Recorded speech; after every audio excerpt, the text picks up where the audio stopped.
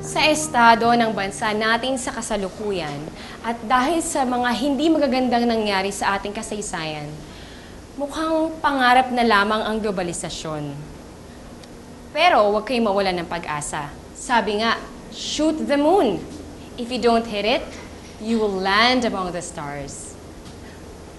Which brings me to my good news and the requisite bad news. Bad news? Ma'am, ano po yun? Bakit may badges pa? Ganun talaga ang balanse ng buhay. Anyway, anong gusto niyong unahin ko? Yung good news o yung bad news? Bad news! Good news! Good news! Bad news! Good news! Bad O sige, yung good news na muna. Matutupad na ang pangarap kong maging isang English teacher. Wow! Go, ma'am! Yes, ma'am! Yung bad news, lilipat na ako ng school. Ma'am! Ma'am! Mataas na kasi ang demand ng English teachers na magtuturo sa mga Koreans.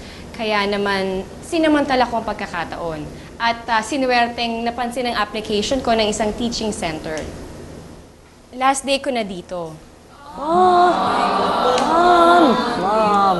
Matagal na ako nagpaalam sa administration pero ayoko palang sabihin sa inyo kasi baka mamaya hindi na kayo makinig ng lecture ko. Diba? Next week, si Miss Angeles na ang hawak ng klaseng to. Magpapakabait kayo, ha? At mamimiss ko kayo.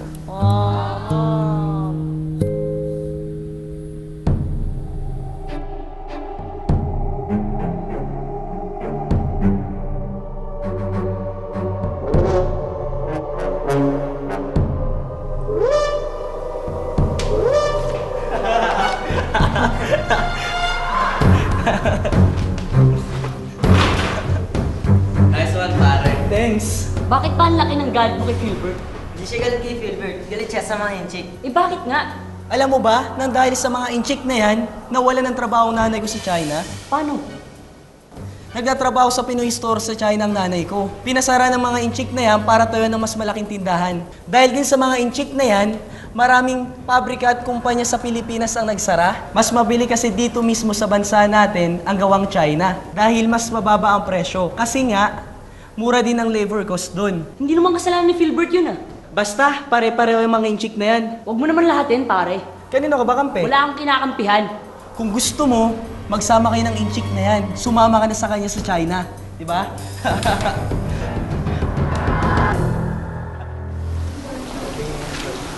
Philbert.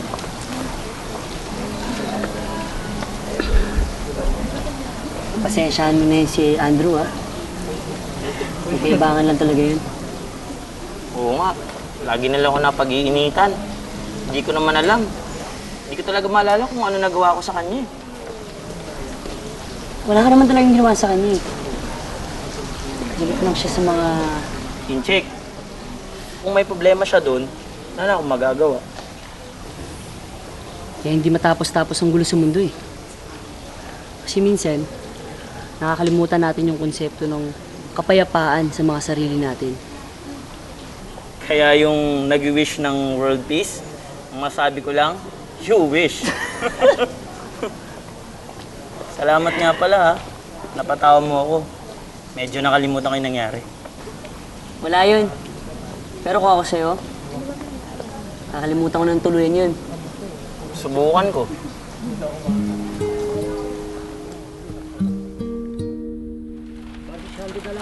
Ay, oh. Yun na yun? 600 lang? Eh, salamat ha. dito, bibiyahe pa po kami namin. Tapos kita na rin po. Okay na rin yun. Ay, bumalik ka sa sunod na buwan. Baka pwede na yung mga mangga ko ha.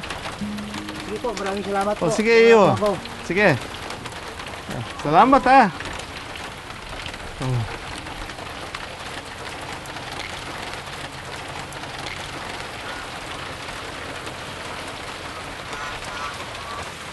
Ba't ganun, Tay? Yung produktong binenta ninyo, di ba doon din manggagaling yung iba pang mga produktong ibebenta nila? Eh, bakit naman ang baba ng binayad sa inyo? Eh, ganun talaga anak.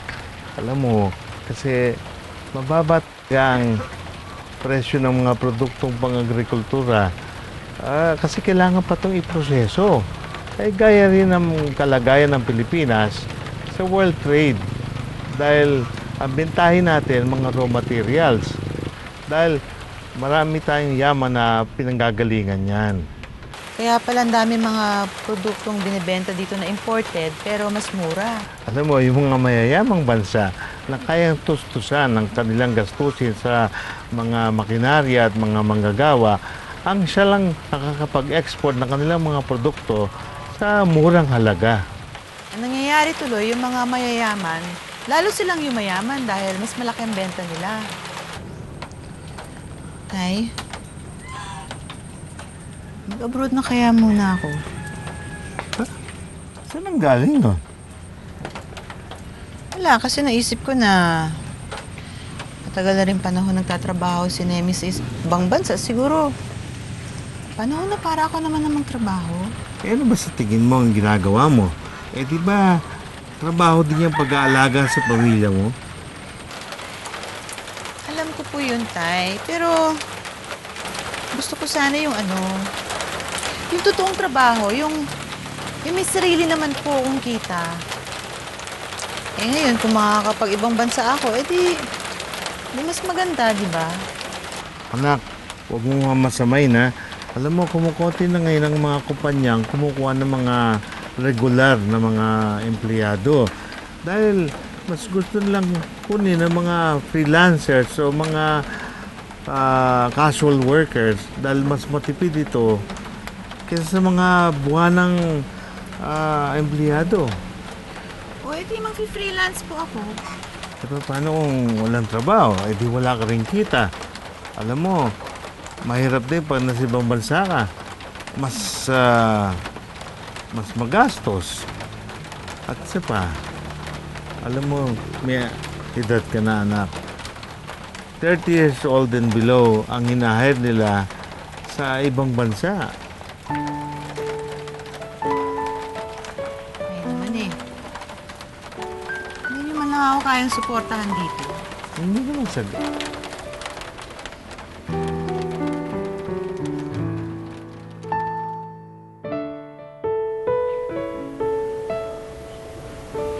Imported ba yan? Medyo po.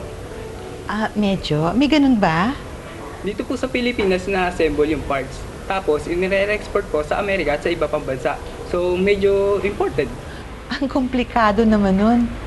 Eh, bakit hindi kasi nila i-assemble sa bansa nila? Para hindi na palipat-lipat. Mura po kasi ang cost of labor dito sa Pilipinas. Sa bagay, maganda rin yun para marami mga Pilipino magkakaroon ng trabaho. At saka makikilala rin ng mga Pilipino na magaling sa ganitong industriya. May point po kayo, pero sana din maging maayos ang pasweldo sa mga manggagawa dito. Pero yun nga po, binabarat, kaya ang dami nang maalis sa bansa.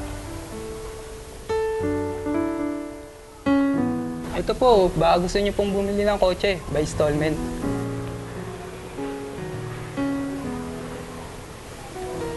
Salamat.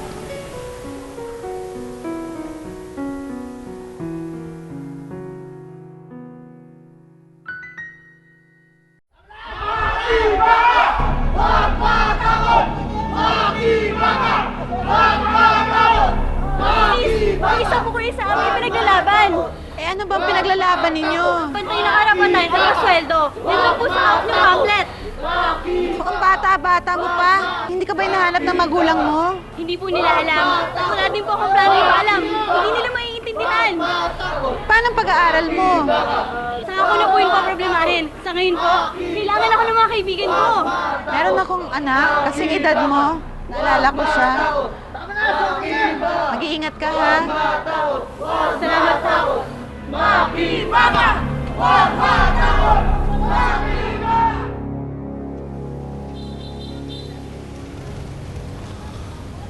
Nay! Nay! Problema nun. Hayaan mo na lang. Baka pagod. Yan na yan. Ayan na yan. Di ba tayo nung nakarang ani, 2 sako ng patatas yung naani natin? Parang napag-iwanan na kasi ng panahon ang tradisyonal na pagsasaka ko. Ang iba kasi gumagamit ng mga chemical na pataba at modernong teknolohiya. Idagdag mo pa dyan ay ang mga dumadagsang mga produkto galing sa ibang bansa. Kaya pala nagsara din yung manukan ni Aling Lani sa palengke. Kasi ang sabi niya sa akin, marami daw nagsulputan ng mga dressed chicken na galing sa ibang bansa. Kaya yun, nalugi ang pwesto niya. Yan ang naging takbo ng aming pag-uusap ni Mian nung isang araw nung binili ni Ramon ang aking mga prutas. Yan ang negatibong epekto ng ating pakikipagkalakalan sa ibang bansa. Pero tay, may ginagawa naman pong hakbang ang United Nations para masolusyonan ng mga ganitong issue. Ang isa sa kanilang MDG o Millennium Development Goals ay may kinalaman sa kalakalan. Napag-usapan po kasi namin to nung boss ko nung nandun pa ako sa Saudi. Anong hakbang daw ito? Sinisika po ng UN na mapababa ang taripa at tanggalin ng kota o limitasyon sa mga produktong binibenta ng mga mahihirap na bansa sa iba pang mga bansa. Kung gayon ay malaki ang pag-asa ng mga produkto natin na lumaban at may benta sa world market. Opo tay, yun nga lang, baka matagalan pa bago tuluyang magtagumpay ang mga hakbang na ito. Sa ngayon, kailangan mo nang magtiis ang mga mahihirap na bansang tulad natin. Kaya nga po pinili kong mangibang bansa kahit mawalay ako sa pamilya ko. Para makatikim lang ng magandang buhay kahit papaano.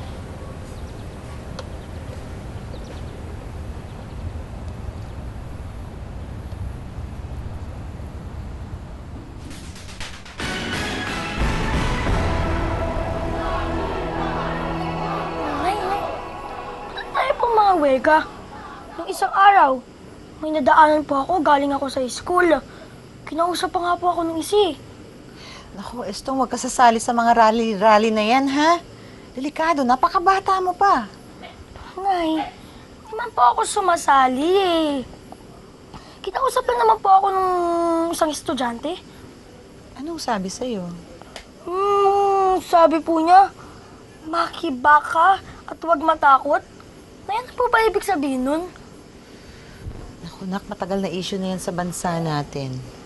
Ilang dekada na nakaraan mula nung nagsimulang mag-aklas ang mga manggagawa laban sa rehimen ni Marcos. Nay, bakit po ganun? Una kasi ang pakiramdam nila, hindi pantay ang benepisyo. Sa sobrang taas ng presyo ng langis, hindi sila nakakatanggap ng maayos na sahod. Tapos, ang iba pa mga negosyo, monopolyo ng gobyerno. Kaya sila lang ang mayaman, samantalang yung mga maliliit na manggagawa ay patuloy na naghihirap. Kawawa naman po sila. Pero marami tayong mga kababayan na hindi kontento sa awa. Kaya sila nag-aaklas at patuloy na pinaglalaban ng pantay na karapatan. Masakit isipin na nilalamangan tayo ng mga mayayaman na bansa. Tapos nangyayari pa ang parehong sitwasyon sa pagitan ng kapwa Pilipino. Ito ang matinding tinututulan ng mga nagpoprotesta. Nay, sumali na po dito ang mga estudyante? Nagkaroon ng mga student leaders kahit noong panahon pa ng mga Kastila. Ang iba talagang taas kamao na nakikipaglaban parang si Andres Bonifacio. Samantalang ang iba naman, imbis na bisig ang gamitin, ginamit nila ang kanilang utak at talino. Gaya po ni Dr. Jose Rizal. Tama, anak. Ay, hindi na siguro magbabago ang ganitong sitwasyon sa ating bansa. Maaring lumamig, maaring mag-iba ng anyo, pero hindi na mawawala. Maintindihan mo rin yan, nak, pagdating mo sa tamang edad. Basta, papangako mo sa akin, ha? Kung ano man ang ipaglalaban mo, dapat yung tama. Ha? Opo, Nay.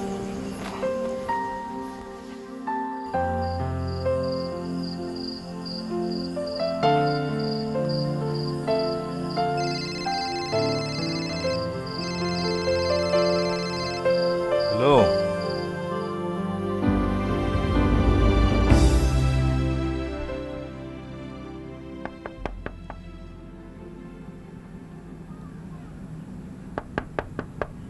Tuloy.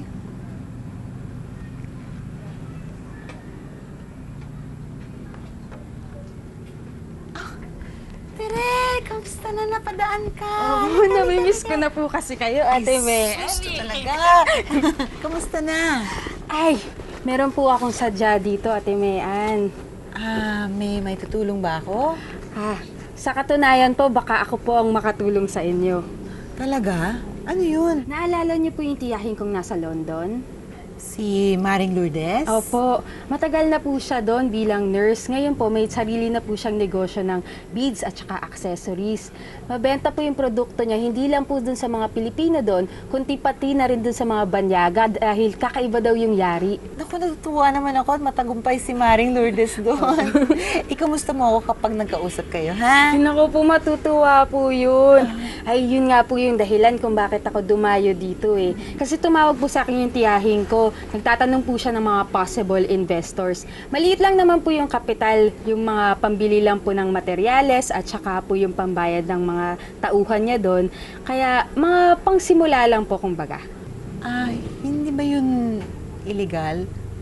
Ibig ko sabihin, alam ba ng gobyerno ng Inglaterra na pwede magpatakbo ng ganong klaseng negosyo sa bansa nila? Oo naman po. Sa katunayan nga po, hinihikayat nila yung mga ganong klaseng negosyo dahil kumikita rin sila dun sa mga buwis na ibabayad natin sa kanila. At mas lalo tayong kikita dahil pounds po yung ibabayad sa atin. Ang ganda naman nun. Pwede ako magtrabaho sa bahay, tapos pwede pa ako makapagbigay ng trabaho sa ibang tao, no? Opo, tapos global ka pa, Ate Mayan. Madadala yung mga produkto mo sa London. At saka malay mo, balang araw sa ibang bahagi na rin ng mundo. At ang pinakamaganda dito, hindi mo na kailangan umalis. Hindi ko na kailangan umalis. Tama, mas kailangan ako ng mga anak ko dito. Sige po pag-isipan niyo pong mabuti. Hihintayin ko po yung sagot ninyo. Sige po. Maraming salamat, Tereha. Ay naku, walang anuman po. Wag po kayo sa akin magpasalamat. Kay Lolo po kayo magpasalamat dahil siya po yung nagpapunta sa akin dito. Sige po, mauuna na ako Sige, Tere. Salamat.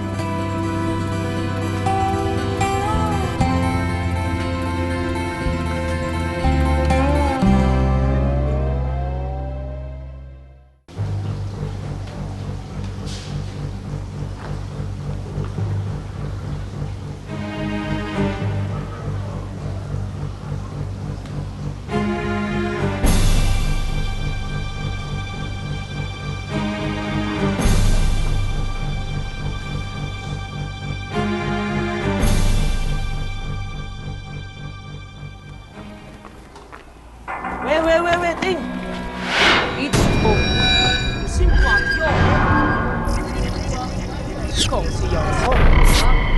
Pasensya na talaga ha. Salamat ha. Wala yun. Bakit mo naman ginawa yun? Sa kabila ng mga ginagawa ko sa'yo, nakuha mo pa akong ipagtanggol. Wala rin namang magandang maidudulot yan eh. Tsaka isa pa, alam ko naman na may magagawa ako eh. Kaya tinulungan na rin kita, niligtas na kita. Kahapon nga, nakausap ko si Jay. Si Jay? Yung tropa ko? Nabanggit nga niya kung bakit ganun ang trato mo sa akin eh. Malaki ang pagkakaiba natin. Naintindihan ko yun.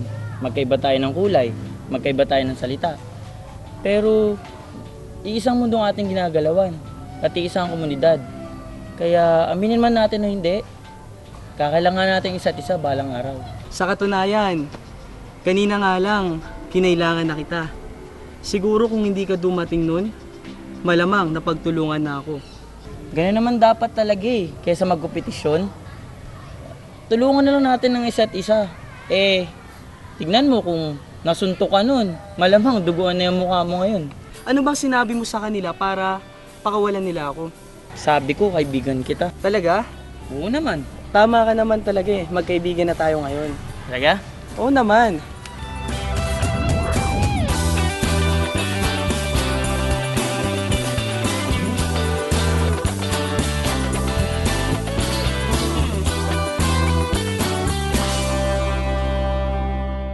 Masakit isipin na nilalamangan tayo ng mga mayayaman na bansa. Tapos nangyayari pa ang parehong sitwasyon sa pagitan ng kapwa Pilipino. Maintindihan mo rin yan, Nak, pagdating mo sa tamang edad. Basta, papangako mo sa akin, ha? Kung ano man ang ipaglalaban mo, dapat yung tama. Ha? Opo, Nay. Malaki ang pagkakaiba natin. Naintindihan ko yun. Magkaiba tayo ng kulay, magkaiba tayo ng salita. Pero, iisang mundo ang ating ginagalawan at iisang komunidad. Kaya aminin man natin o hindi, kakailangan natin isa't isa balang araw.